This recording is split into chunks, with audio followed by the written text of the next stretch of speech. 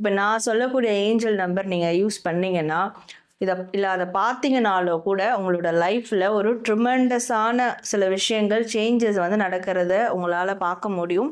So கண்டிப்பாக அது ஒரு ஹைலி எஃபெக்டிவான யூனிவர்ஸோட கனெக்டடான ஒரு நம்பர் அது. சரிங்களா?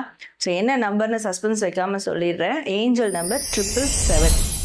ஸோ இந்த 777 அதாவது ஆக்சுவலாக 7ன்ற நம்பர் வந்து ஸ்பிரிச்சுவலி கனெக்டடான ஒரு நம்பர்.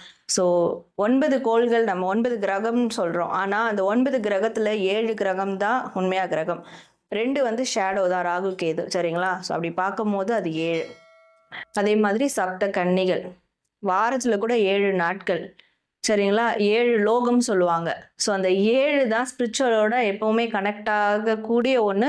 7க்கு வந்து ஆன்மீக ரீதியாக பவர்ஃபுல்லான விஷயங்கள் நிறைய இருக்குது. நிறைய ரிலீஜியஸில் இந்த 7 ரிலேட்டடாக வரக்கூடிய ஹைலைட் பண்ணக்கூடிய விஷயங்கள் தான் எல்லா ரிலீஜியஸ்லேயும் இருக்கும்.